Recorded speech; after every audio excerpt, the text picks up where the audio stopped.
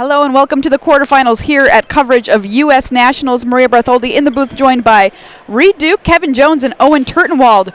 Our first matchup here that we're going to get a chance to see: black-red in the hands of Owen Turtenwald versus Jeskai Control in the hands of Kevin Jones. Owen Turtenwald's leaving up the same 75 he brought to the Pro Tour, so he knows the deck and he knows it well. Kevin Jones loves to play Jeskai and is bringing his own unique take on the Control deck that we've seen kind of in the metagame. Blue-white control, adding red in here for cheap creature interaction. Very excited to watch this matchup. I think if you pulled both players aside and interviewed them about what's going to happen, both players would be confident. They would both tell you that they're ahead or going to have a great chance of winning the matchup. And we're going to see, who can actually follow through on that. Kevin built his deck with beating red in mind, all those cheap red removal spells, and shifting from the classic control version in order to gain edge in this matchup. But Owen, of course, has a tremendous amount of accomplishments with this black-red deck. He knows how to navigate these matchups. He knows how to make things as hard on the control player as possible, and he's got the weapons as well. Two of those weapons in the graveyard already. 2 copies of Goblin Chainwhirlers met with 2 copies of Disallow from Kevin Jones. And here we go. It's a Teferi from Kevin Jones. So if you'll notice the sequence from last turn, Owen put Goblin Chainwhirler onto the stack, and the first thing Kevin did was he cycled Censor. So that, to me, indicates that, number 1, he had Disallow as an answer to the Goblin Chainwhirler, and number 2, he wanted to play Teferi on his turn. So potentially he had Teferi missing the untapped land and decided to cycle Censor to find it. But in either case, Kevin really in the driver's seat now, being able to slam Teferi on an empty board. Owen missing land drops. Great spot for Kevin Jones. Bomat Courier here for Owen Turtenwald. Nick's Teferi Hero of Minaria down to 4, but Kevin Jones just going to plus it back up right away to 5. And here is a search for Kevin Jones. So is Owen Turtenwald already too far behind in this game? He's really far behind. From this position where the control player has Teferi at a reasonable loyalty, has their mana open, they're not at a low life total, something has to go wrong for the control player to lose. Owen needs to both continuously present threats, and Kevin needs to miss a beat somewhere. The top of his library has to run off in an awkward fashion. He has to not have an answer at the right time, and it's just going to be really tough. Owen, of course, consummate professional, is going to keep playing, but he is a big underdog from this position. Bomat Courier hitting the red zone here for Owen Turtenwald. Harness Lightning, the response from Kevin Jones. Will be enough to send the robot mailman to the graveyard. Teferi sticks around. 2 energy for Kevin. And Owen throws the turn back over to Kevin Jones. Used a lightning strike last turn, by the way, to knock Teferi down to 2.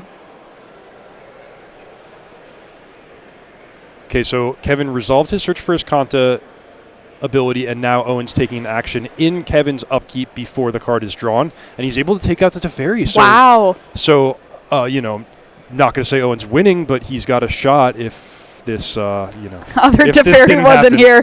Yeah, another Teferi here for Kevin Jones, right after Owen put quite a lot of work into dealing with the first one.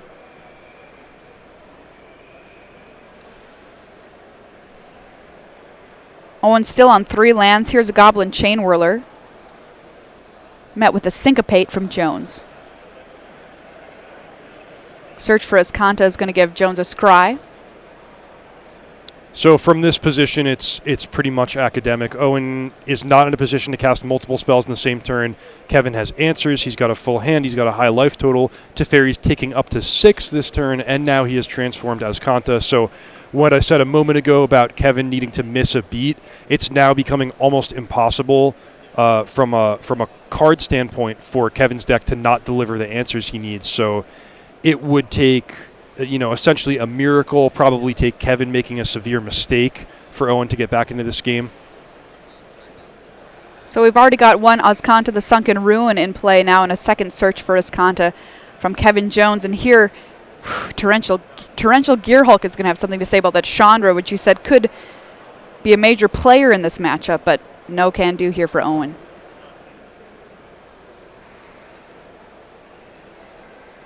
There's a look at Torrential Gearhulk, which has been out of the spotlight for a little while. A lot of times you see this in the sideboard for control players, but Kevin just right back to playing it into the main deck. He's got it alongside Glimmer of Genius, which of course has been an amazing pairing ever since the printing of Kaladesh. Whirler Virtuoso here for Kevin Jones, another one of the benefit of playing the colors that he's playing. Gearhulk smashes in for 5. Owen Turtonwald down to 15. Teferi ticks up. 6 energy for Jones as well at the ready. Pia Nalar for Owen. Torrential Gearhulk number 2 disallow, and Owen Turtonwald has seen quite enough. That is game number 1 of this quarterfinals going to Kevin Jones with his Jeskai control deck versus Owen Turtonwald's Black-Red. Worth noting, these two players have both played on the national team and together nonetheless. So these guys were teammates. They know each other well, know each other's weaknesses. Not that either of them have many weaknesses. Reminder that the 2 top finishers here at this tournament each get a spot on the Magic World Cup team for the U.S., along with the top pro point earner as captain. So Owen lost game 1. We did not see the Chandra Torch of Defiance dynamic that I had hinted at. Kevin was ready by that point with a disallow. But Chandra is going to remain a super powerful card, and Owen even gets additional tools to try to force it through in the form of Duress and Doomfall. However, the probably single most impactful sideboard card on either side is going to be 2 copies of Chandra's Defeat for Kevin Jones. So that's his one way to directly get a Chandra off the battlefield. Of course, just a super efficient removal spell. We could see him cast it on a Glorybringer, on a Rekindling Phoenix, on a Goblin Chain Whirler. 1 mana to kill most of the cards in Owen's deck, including the very best one, Chandra Torch of Defiance. What is Owen's plan here as far as sideboarding goes? So Owen gets to bring in the black cards. This is where his decision to play red-black instead of just mono-red is actually going to pay him off, as he gets to bring in 4 Duresses. That can strip away Teferi, strip away a counterspell to help him force through one of those bigger threats. And those bigger threats like Chandra, Hazoret, and Glorybringer, it doesn't take much for them to win the game. You know, just clearing the way, getting that disallow out of there. It's only an attack or 2 uncontested that Glorybringer or Hazoret's going to take. So the black card's definitely a big impact. Owen's going to tailor his removal suite to match up as well as possible against Kevin's creatures. So that probably means he's not going to be using the Magma Sprays, might be sideboarding out whatever he thinks is the worst out of Lightning Strike, Abrade, and Unlicensed Disintegration, and choosing removal spells that can punish Kevin when he flashes in Torrential Gearhulk, or if he has to play out a Whirler Virtuoso. So for me, I'm thinking Unlicensed Disintegration is probably the best card to have a small number of copies of, just because it is so punishing if he can get Kevin into a spot where he's got to flash in a Torrential Gearhulk during combat. Unlicensed Disintegration takes care of anything, unleashes 3 damage, potentially, if it's paired with a Bomat Courier, Scrapheap Scrounger, Heart of Kirin. So that's a card I think Owen will probably leave some number of copies in his deck, but potentially take out the Lightning Strike, trim on the Abrade. He'll make his best judgment call as to how much removal to leave in. Which of these decks, by the way, there's a look at Kevin Jones's Jeskai control deck and the sideboard, do you think is favored post-board?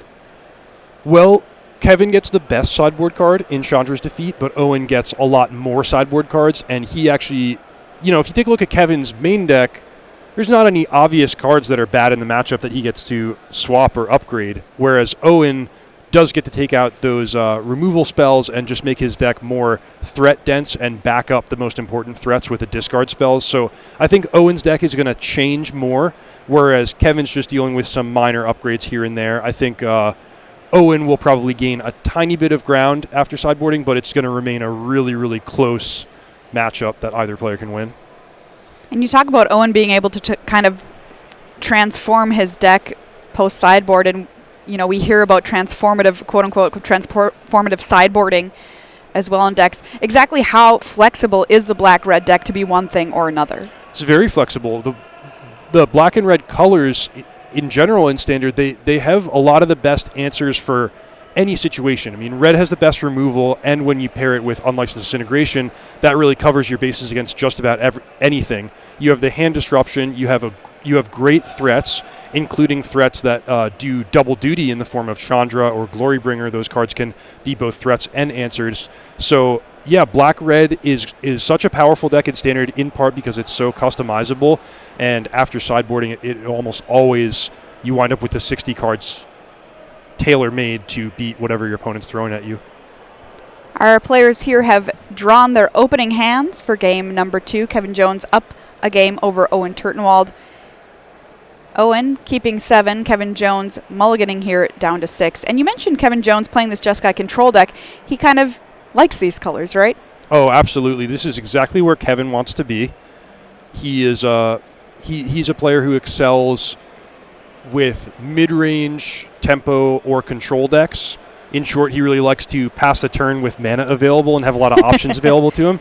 And that's where he knows what to do, and he can take a close, complicated situation. He can see the path to victory, and he can navigate the game where he wants it to go.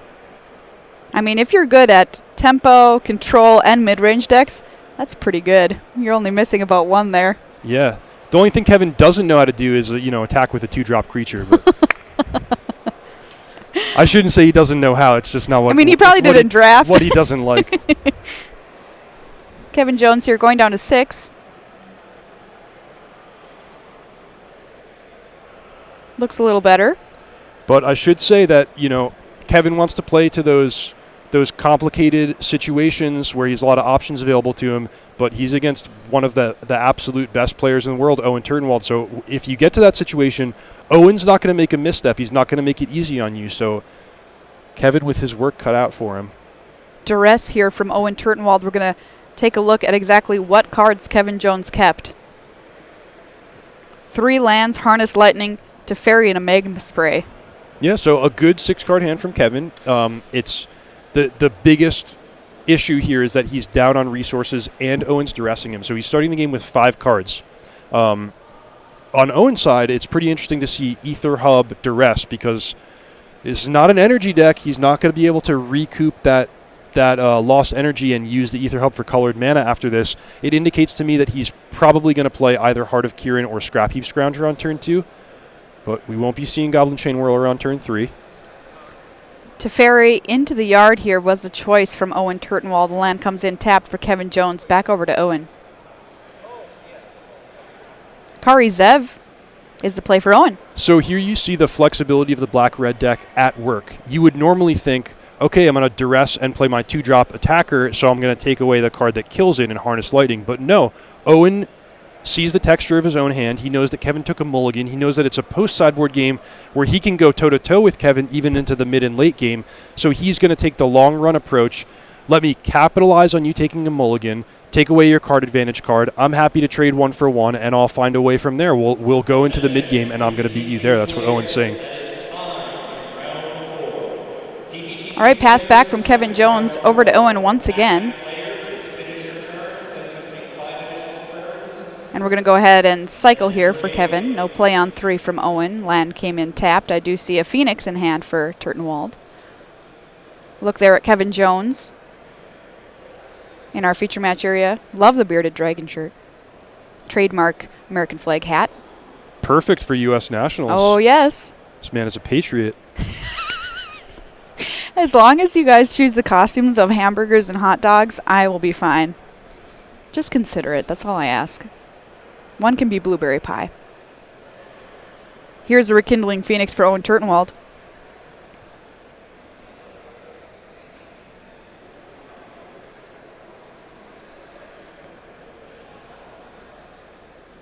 Kevin Jones taps 3. Whirler Virtuoso is the play.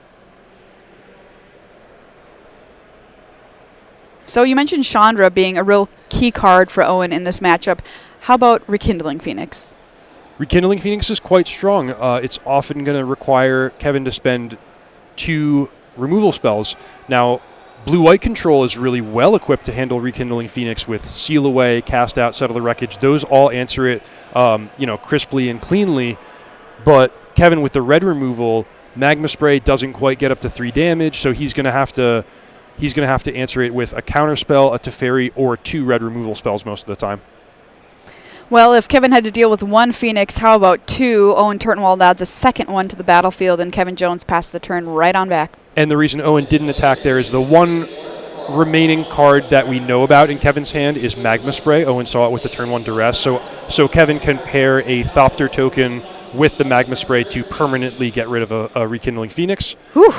Owen, though, has something to say about this unlicensed disintegration on the Thopter token. Yeah, a rather aggressive play from Owen, but he's really just banking on these Phoenixes getting the job done. He's not in a position, he judges, to prepare for Kevin flashing in Torrential Gearhulk or something like that. He just wants to clear the way and attack uncontested in the air. And there is that Magma Spray you mentioned that we knew was hiding out in Kevin Jones's hand. He's going to pair it with something here, Harness Lightning. So really, really nice sequence from Kevin. He does spend 2 cards to permanently get rid of a Phoenix, but he also gets to bank 2 energy based on the way he sequenced it there, and that is exactly enough for 1 more Thopter token, which even in the worst case scenario, at least it's going to prevent 4 damage to him.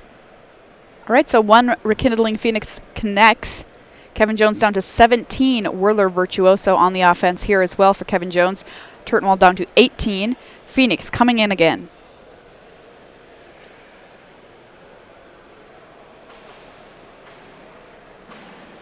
Goblin Chain Whirler, the follow-up play for Turtenwald. Kevin Jones down to 9.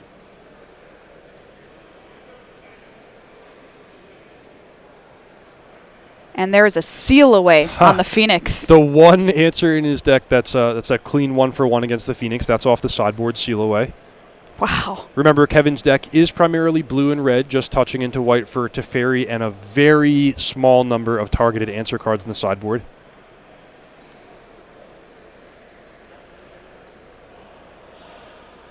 We mentioned Kevin Jones not having access to Settle the Wreckage or Fumigate, cards that are kind of hallmarks of the control decks we're seeing right now in the metagame. But Seal Away, only 1 white mana, why not?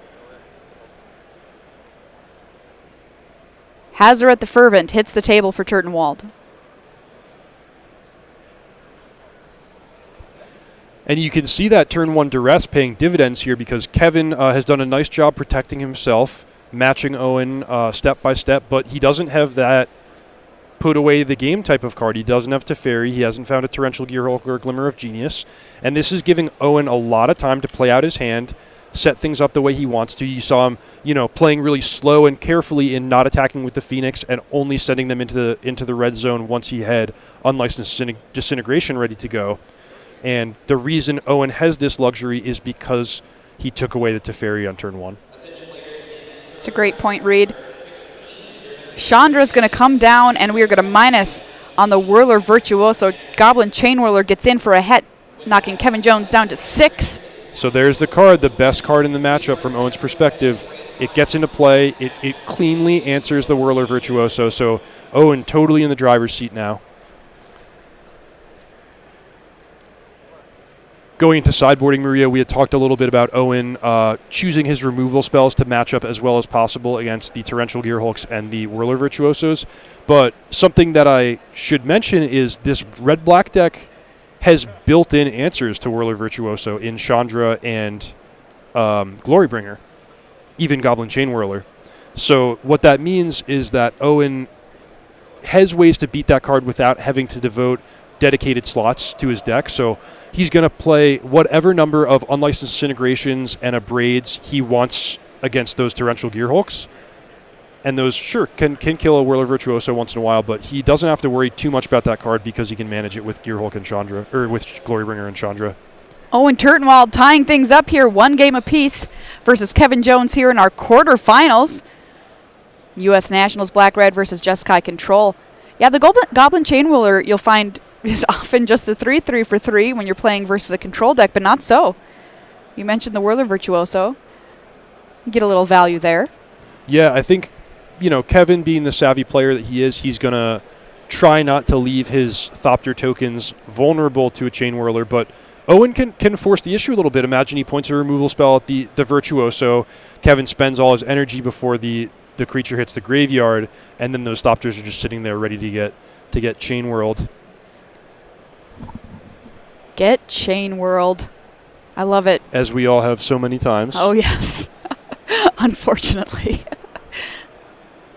Do you think these red decks exist without Chain Whirler? Yeah. Mono Red has been strong for a long time, even before Chain Whirler was printed. But Chain Whirler definitely changes the dynamic. It improves the matchup dramatically against something like a Toolcraft Exemplar deck, a Llanowar Elves deck. So it really is format warping in that sense and gives Mono Red an extra tool that's really important in a lot of matchups. Update from our back table.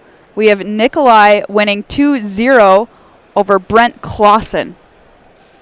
Update for you from our top 8 there. So that's our number 1 seed, Matthew Nikolai, with blue-black mid-range, taking out our 1 mono-red player in the top 8.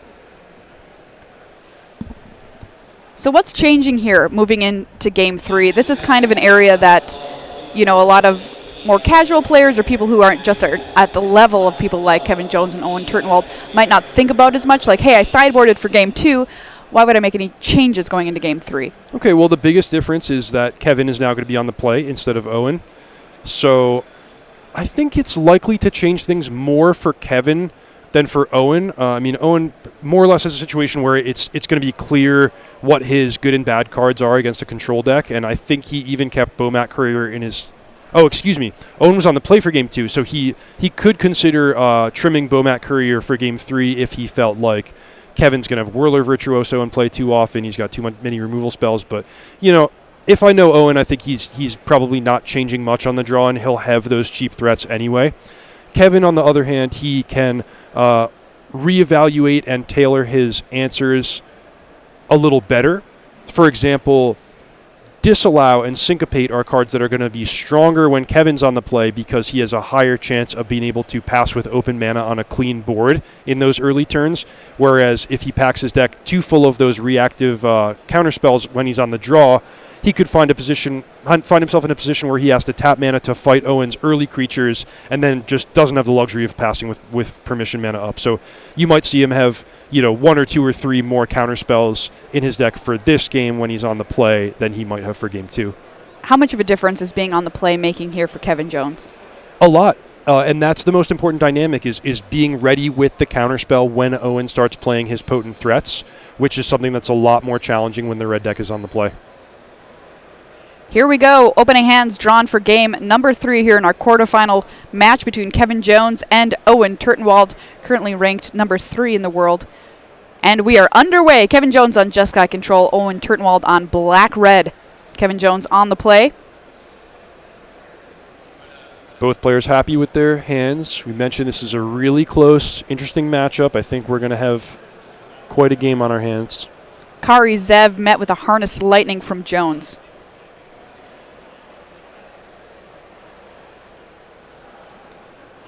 The 3-color mana base is really powerful, being able to pair stuff like Irrigated Farmland with Sulphur Falls, then coming into play untapped. Really bad news for Owen, passing on turn 3 with no land drop, and so now Kevin gets that luxury of being able to pass with open mana on an empty board, ready with the counter spells, perhaps having luxury to cast Glimmer of Genius, and if we see him get Teferi into play uncontested, like we did in Game 1, it's going to be really bad news for Owen. Pia Nalar was good for a minute. Magma Spray sends her into exile, but the Thopter token remains here for Owen. Actually, a pretty good turn for Owen. What he really didn't want to see was Glimmer of Genius from Kevin Jones, and he gets to play Pia Nalar, which only gets answered, 1/2 for 1. Thopter token hanging around. Sure, and no Teferi there on 5 from Jones. Yeah, so all of the complete nightmare situations were dodged from Owen's perspective. All right, we found another land as well. And we're going for it. There's Chandra. This one's going to get censored. And props to Kevin for hanging on to that sensor for dear life. He didn't cycle, yeah. even despite not having his best cards to play. He didn't get impatient. He didn't dig for a Teferi or a Glimmer. He kept the sensor because he knew with Owen missing land drops, he was going to be able to tag something. Thopter token in for another one. Jones down to 18. We'll see if Owen had something else to do here on 4. 3 for Chain Whirler. Disallow. Okay, so Owen doing a nice job hitting his land drops. Canyon Slough sets him up for black mana and, potentially 5 or 6 mana to spend next turn. He can get right back into this. I know he has a duress in hand as well. So in both of these sideboard games, Kevin has gotten a little bit stuck in the mid and late game. He didn't have his card advantage cards, which potentially is just him getting unlucky, but potentially, it brings up the question of how do you sideboard against a deck like Red-Black, because you need to pack your deck full of cheap answer cards to keep your life total high and keep pace. But at a certain point, your control deck's not going to function if you take out all your Search for Azkantas and Glimmer of Geniuses. So Kevin trying to walk that line. Looks like he found Glimmer of Genius, which is going to allow him to stay in the game. But, he didn't hit the Glimmer when he really wanted to, which was a turn or two ago. And now he's got to fight on even footing or potentially even from behind instead of just getting the easy win against an opponent that missed land drops. Glorybringer hits the table for Owen Turtenwald, smashes in, knocking Kevin Jones down to 13. And there was that Glimmer that you mentioned. We'll see if it's enough to pull Kevin Jones kind of out of this mess. Here's a duress. Harness Lightning in response takes down Glorybringer. And there is a Magma Spray to deal with a Thopter token. And take a look at my mountain. That's all I've got, says Kevin Jones. So Kevin is cleaned out, and here, this is it. I mean, clearing the way for Glorybringer. It only takes a couple of hits uncontested for Glorybringer to win the game. Kevin does not have many draw steps left. What's he going to find? Glorybringer hit in there, knocking Kevin Jones down to 9. He drew something. It's a Glimmer. That's just what he wants.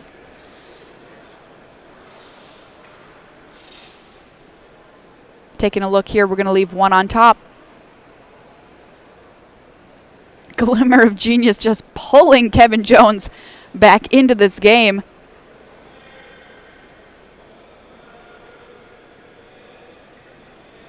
There's that Whirler Virtuoso. Amazing turn for Kevin. So he glimmers to find himself 2 action cards. One of them is Whirler Virtuoso, which is probably the best card for buying time. It's not going to answer the Glorybringer outright, particularly because the Glorybringer can just exert to kill it. But he can make 2 Thopter tokens, which block, gaining himself effectively 8 life in this kind of situation is really big. Hazaret from Owen Turtenwald.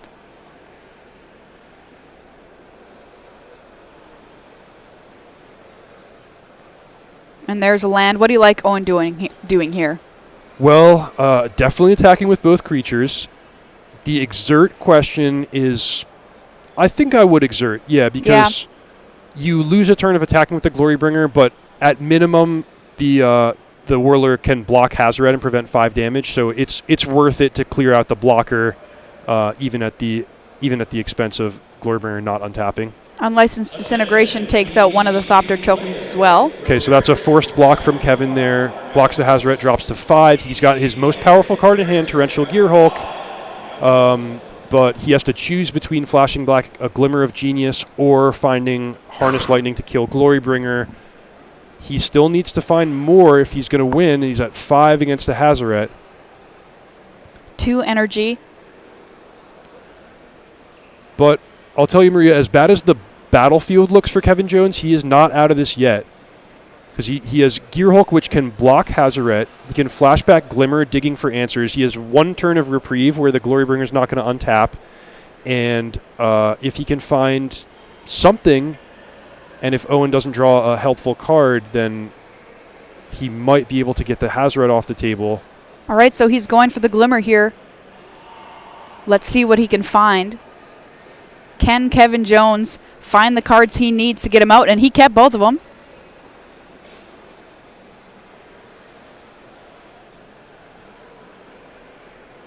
Pass the turn back over to Owen Turtenwald. 2 cards in hand for Kevin Jones, both found off that Glimmer of Genius. Down to 5 life. Duress.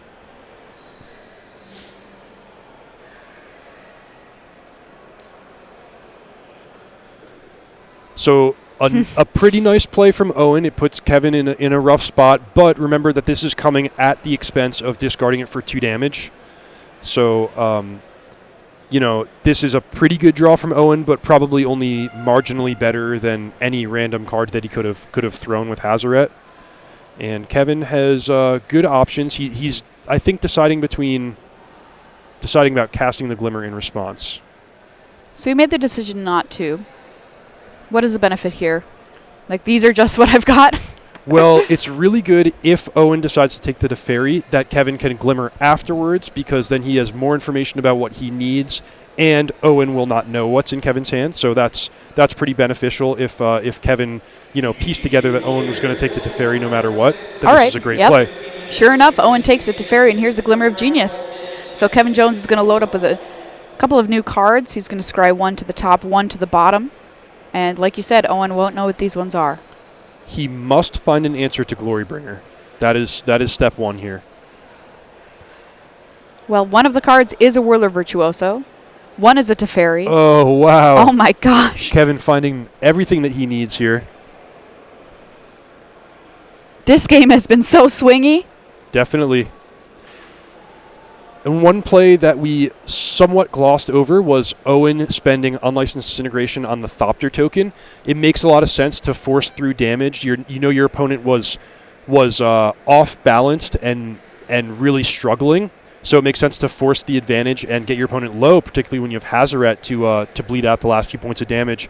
However, the way it worked out was Torrential Gearhulk then came down as a permanent blocker for the Hazoret. So,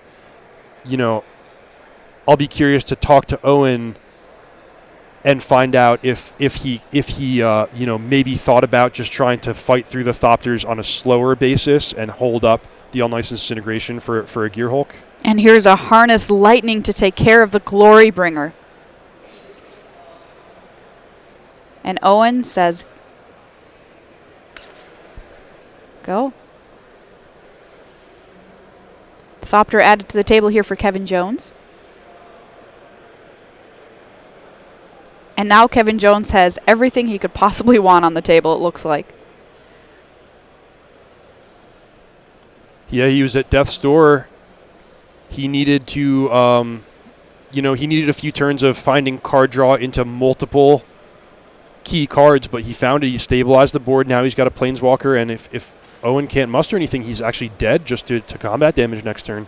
Scrap Heap Scrounger, the play here for Turtenwald, just a land in hand. And Magma Spray, the perfect answer to that card.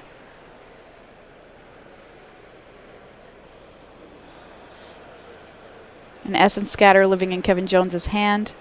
Let's make another Thopter.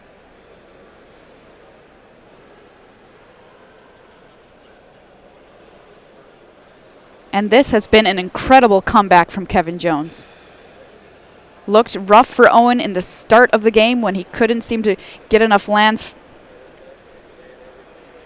But here's the handshake. Kevin Jones advancing to the semifinals over Owen Turtenwald. Jeskai Control over Black Red. Kevin Jones saying, hey, I love these colors. I love playing this kind of deck. And I'm going to bring a deck to the table that not everybody has been playing. All right, let's take a look at one of our other tables here. Justin Andrus versus Christopher Anderson. We have White-Blue Godpharaoh's Gift versus Esper Control. And it looks like to be just wrapping up here. Didn't get a chance to really see the board state or what might have happened, but Justin Andrus was leading 1-0. Yeah, I don't know. Okay, looks like it's tied up. So all right, tied up. We tuned in just in time to start Game 3. That Owen Turtenwald, Kevin Jones match was as close and as fun as advertised. Kevin Jones advancing. And meanwhile, we have probably our 2 coolest decks in the top 8. Christopher Anderson playing White-Blue Godpharaoh's Gift. I suppose this is a deck that we've seen before, but really had a breakout last weekend, winning Grand Prix Singapore and putting Jack Kiefer into the top 4 of Grand Prix Pittsburgh. On the other side, we have an Esper control deck, but not just any Esper control deck. This is definitely a home brew. Whoa! This has a lot of unusual card choices and some notable absences, too. This is one of 4 blue-black based decks in our top 8. What all these decks are going to have in common is that they're leaning heavily on Vraska's Contempt and that they're looking to curve removal spells into the Scarab God. But what Justin Andrus has is a splash for white for Teferi. He has no Torrential Gearhulks. He's leaning not so much on counterspells, but 4 copies of Doomfall. Wow. 3 copies also of Yeheni's Expertise, which is a powerful but not often played card. And I really love that particular combo of Yeheni's Expertise into Doomfall. Clean up the little tokens, Doomfall to exile your biggest creature, or take away your follow-up threat. So that's a really good 1-2 punch. And I think Justin just really brewed his own deck with all the cards that he likes. He identifies these patterns that he wants to play towards, and here he is in the top 8 of U.S. Nationals with it. Single copy of Cast Out as well in the main deck, and the Eldest Reborn. Yeah, so he really likes making his opponent sacrifice a creature. This is kind of interesting to me. Filigree Familiar hiding out there in the sideboard. Sure, yeah. I mean, that's a card that not many control players use against red, but it's pretty effective. It's a roadblock. It gains you 2 life, draws you a card if it trades or chump blocks. It's adorable. It's adorable. All right, Game 3. Here we go in our quarterfinals. Esper Control in the hands of Justin Andrus versus Christopher Anderson's White-Blue GPG. Glint Sleeve Siphoner here for Justin on turn 2. Looking over the deck lists and the bracket, I had actually picked Christopher Anderson to be a really big favorite in this matchup, particularly because of Justin's judgment call to lean more heavily on discard and not have as much permission. But the fact that he won Game 1 and has advanced to a sideboard game where he gets to be on the play, it makes me reconsider my initial prediction. I think he might now be the favorite to win this, especially with a good start with Glint Sleeve Siphoner. 2 Search for Ascantas in play, 1 for each player here. Christopher Anderson getting the first opportunity to scry here, and he likes it. Keeps the land. And we've talked a lot about Glint Sleeve Siphoner either being in or being out of players' decks. This weekend in particular, a lot of people kind of living a little bit in fear of the Chain Whirler. And some saying, you know what? If it survives, it's just so worth it to put it in my deck. Champion of Wits here for Anderson. Yeah, Siphoner's tricky because it's one of the worst cards against the Goblin Chain Whirler decks, but one of the best cards against blue-white control and a lot of the other decks in the format. Worth the risk, do you think? I think so. I mean, it's worth asking whether you want to put it in your main deck and sideboard it out a lot, or whether you want to put it in your sideboard and bring it in a lot. But I think either decision is pretty reasonable, and the players who have been playing blue-black mid-range or control with 4 Siphoners have been performing pretty well, so it seems like it's a decision that's certainly in the realm of being reasonable. Arguel's Bloodfast now in play for Justin Andrus as well, speaking of drawing cards. Good setup for Christopher Anderson so far. He's able to dump a Godpharaoh's Gift and an Angel of Invention into his graveyard. He doesn't have the Refurbish, but he's all set if he ever finds it. Champion of Wits hits in here for 2. Yeah, whenever I see that Godpharaoh's Gift in the yard and 4 mana in the hands of a white-blue Godpharaoh's Gift player, I get very nervous. Let's draw a card here for Justin off the Bloodfast. Negate's a pretty good one.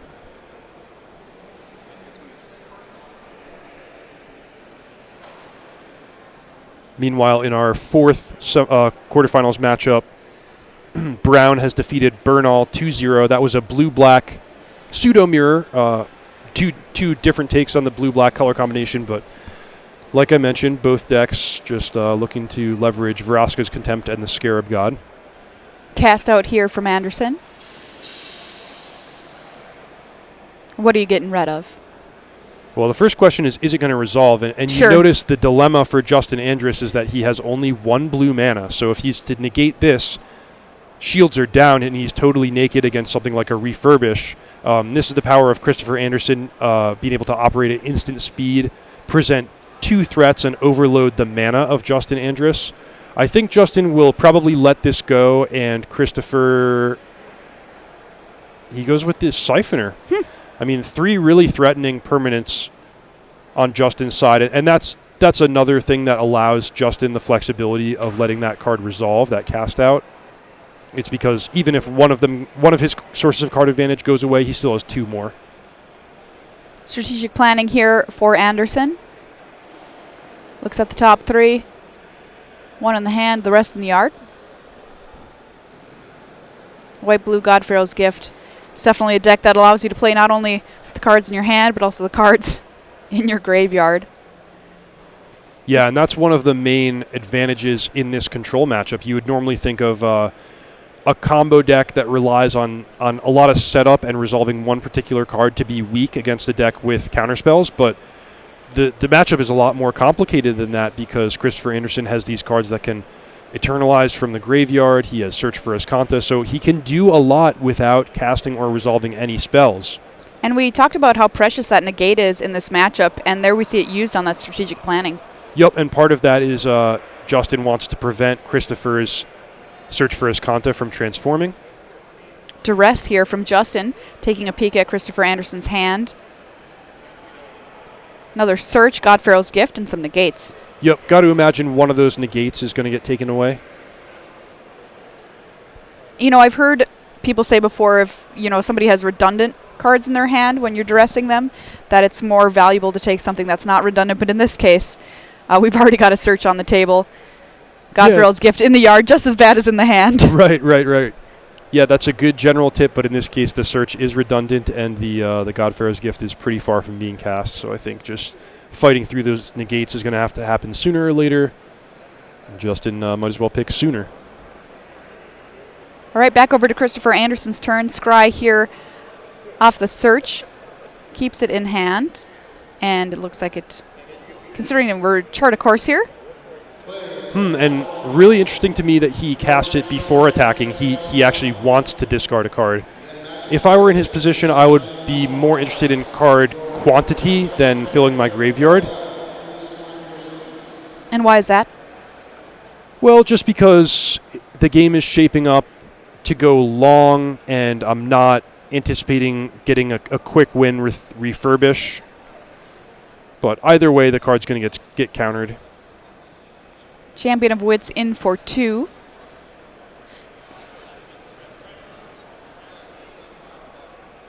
Justin Anderson's turn to scry now, and Liliana is going to end up in the graveyard. Scarab God goes to hand. Makes a lot of sense. He's already got Teferi if he wants to tap out for a Haymaker type of card, but tapping out is not exactly what he wants, even though he did clear the way with Duress. But here's a nice play. He gets to play Scarab God, which can't be negated. But the shields are down. If Christopher Anderson finds his Refurbish this turn, the game's going to change a lot. All right, well, we're able to transform into Escanta the Sunken Rune here. Get 5 mana in play for Christopher Anderson. 2 God Pharaoh's Gifts in hand. This was the turn. This was the opportunity for Chris to get a little lucky and take the game, but now things are getting really bad for him. It's very tough for the graveyard-based deck to beat the Scarab God once it's in play. The white-blue God Pharaoh's Gift deck doesn't have access to a lot of removal, so it's hard for him to fight back from this position. And I think it's just going to be a matter of time before Justin, who's able to now pass with all his mana open and make some nice plays with the Scarab God or Argyle's Bloodfast, before he's able to find a way to take this game over. Yeah, you mentioned it, the Scarab God versus a deck that wants to be taking things from the graveyard. Right, like imagine Christopher is even able to assemble his combo here, No get a God good. Pharaoh's Gift into play. He has only one creature in the graveyard. Justin can just take it. Search for Escanta here for Christopher Anderson in response. Thank you. I would like your Angel of Invention, says the Scarab God. We're going to put 2 counters on it. Sure. Who doesn't want a 6/6 flying lifelink zombie? Oof. It represents a 2-turn clock just by itself Yep. because of the 1 life loss from the Scarab God. That's 7 and 7. So all Justin has to do is hunker down and survive this turn, and he should win fairly effortlessly. He can even attack with the Scarab God this turn, because if Chris spends his mana on unearthing the champion, he's just dead. Yep, sure enough, Scarab God gets in there as well as the Angel of Invention.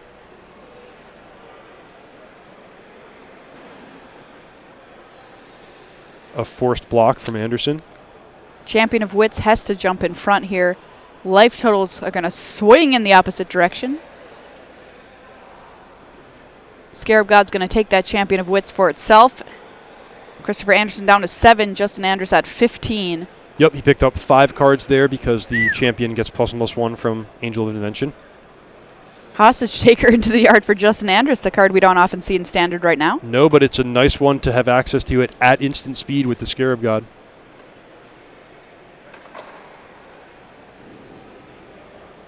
Christopher Anderson digging a little bit here, chart a course.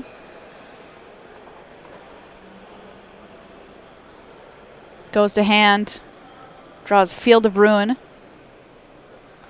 But look at that side of the battlefield for Justin.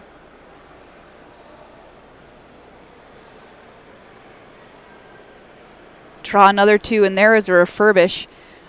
Too little, too late. There are no creatures in that graveyard. And there is the handshake. Justin Andrus taking down that match 2-1 over Christopher Anderson. That is Esper Control, kind of a home brew, beating White-Blue Godpharaoh's Gift, one of the strongest decks coming into this weekend. So that sets us up for Justin Andrus against Kevin Jones, both with their really unique take on control, both of them building a Teferi deck with the cards that they like to play with most, the ones that they found they could navigate through a field of red Chain Whirler decks, control, various mid-range decks, and here they are facing off against one another in the semifinals for a spot on the U.S. national team. I just love when players are able to bring their own kind of unique take on decks, if not a whole deck, new deck altogether. Here's a look at our bracket with the flag waving in the background there. Matthew Nikolai versus Dylan Brown will be coming up here in the semifinals. Kevin Jones and Justin Andrus, as you said, will also face each other in the semis. Just out of curiosity, Reed, who do you like better, Kevin Jones or Justin? What do you mean, like as a person? Yeah, just personally, which guy do you like better? Which deck do you favor in that matchup? I have to say Kevin Jones' Jeskai deck because of the counter spells.